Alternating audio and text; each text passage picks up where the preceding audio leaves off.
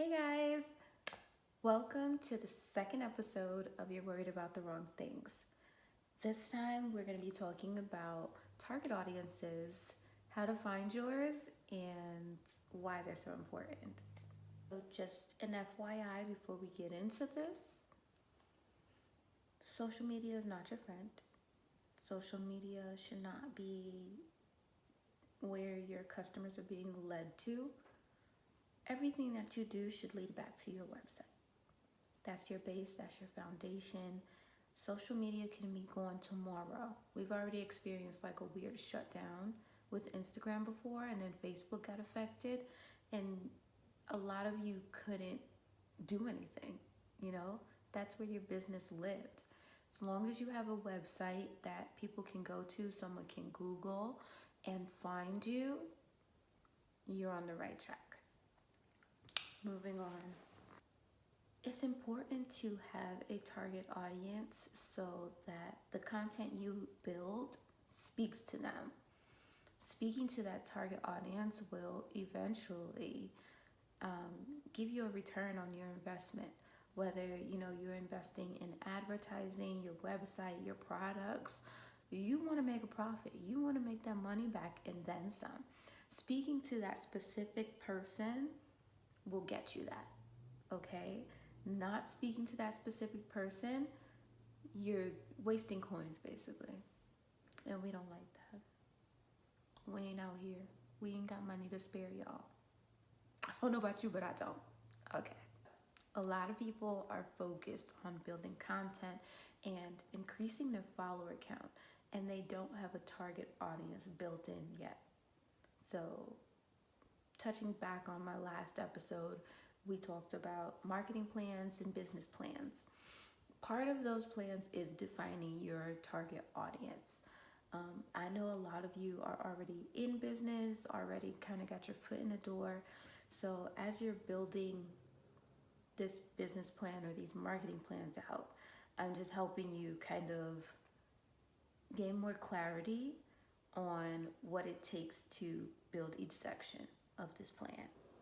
So you're probably wondering, how do I find my target audience? Okay, I have two great ways to define and find your target audience. Okay, and whenever I'm speaking to defining a target audience, this is a starting point for building your content. Okay, everything to do with your target audience, your content should speak to them.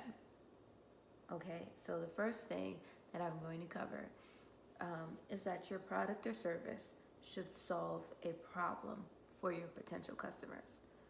If you focus your content on solving a problem, I guarantee you'll see a difference in engagement and in sales, everything that you do. When you speak to solving a problem, you're essentially saying, hey, I know that you're struggling with this, or this is hard for you, or this isn't making your life any friggin' easier. Here's how we're gonna fix that. You're convincing someone that whatever problem they're experiencing is worth an investment with you to fix it. Next thing that you can do, number 2, is evaluate your competition. Look at their marketing, look at their customer base, and see if it matches up with what you've already experienced in sales. When I say what you've already experienced, you can literally utilize any platform that you're on, your website, Facebook, Instagram, and look at the demographics. You can see if you have majority men or women. You can see if you have which time zone people are in that are actually engaging or buying from you.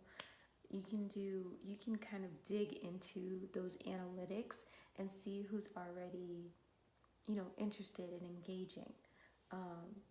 As for the competition, don't look at large corporations. Look at startups, look at small businesses that have the same offerings as you. That way you can kind of sit there and measure, Where's their gap in their marketing? What do I offer different from them? What do I what what do I have that's special? You know, we both sell body butters, but mine has these benefits. You know, we both sell body butters, but mine is good for all seasons and theirs is just good for winter. Figure out through the competition how to better convey what you offer, and it'll definitely assist you in, reeling in those numbers and speaking to those specific people. Everything is trial and error in business. Sometimes we get it right, sometimes we don't. But having a good starting point, having a good solid foundation for all of it is so important to getting results and getting a return on your investment. That's the biggest thing here is how do we get a return on our investment? Um, so if you take what I said from the last episode about getting a business plan and a marketing plan, a target audience is part of that. Before you build your content, you need to have certain things in line, and a target audience is definitely one of them.